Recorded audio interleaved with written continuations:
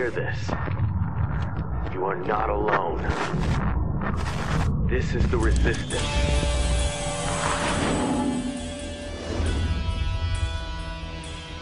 Okay, ladies and gentlemen, this is part 2 for my video rant, and now I am outside of our local police station, as you can see.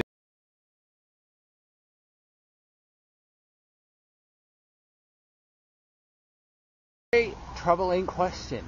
You know, the government wants to disarm the public from having guns because we can't be trusted with guns. You know, the people can't be trusted, but you know what?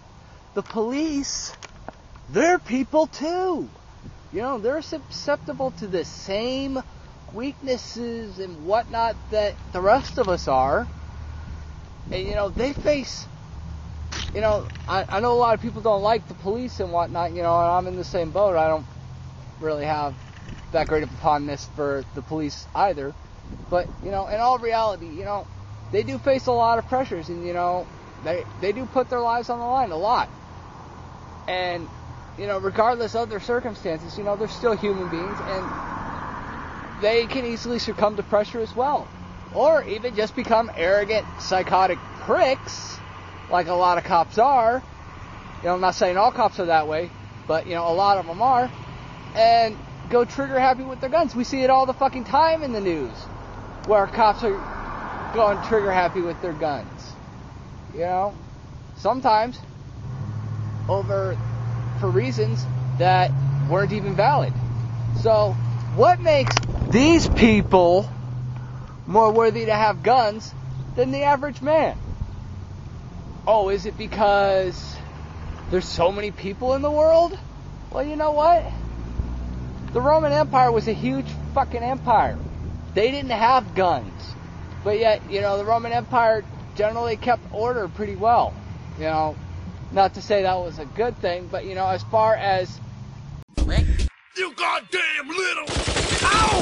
Fuck me in the goat ass! Alright, sorry about that. Having some technical difficulties with the camcorder.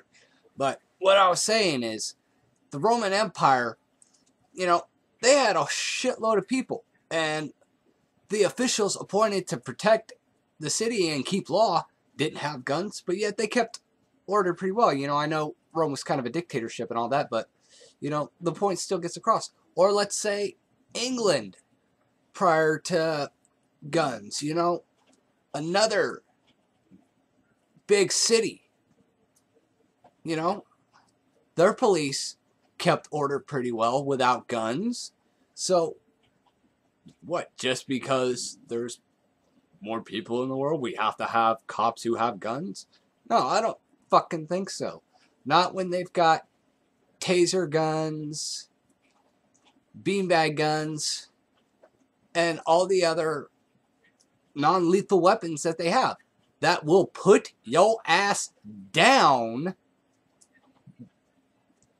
if you're hit with them. You know, I don't care who you are, and I don't care what you're fucking packing. You could be packing all the fucking ammo you want. You get hit with a fucking taser, or you get hit with a fucking beanbag, you're going down and you're dropping your weapons.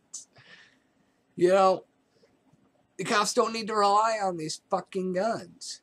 You know, I think, you know, the people, if they have to loose their guns, I think the police should have to surrender their firearms as well.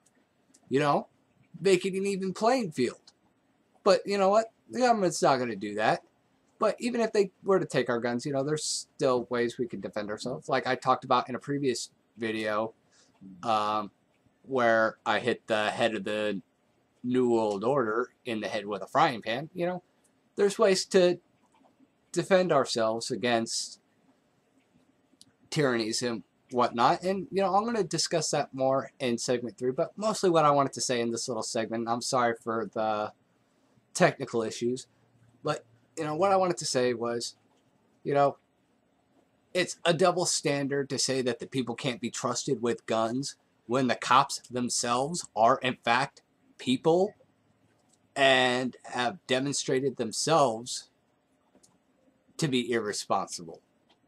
You know, that is like the biggest hypocritical statement in the fucking world. So, you know, that's all I got to say on that, and we'll be back after a while with the final segment.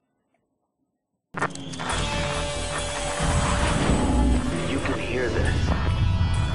You are not alone. This is the Resistance.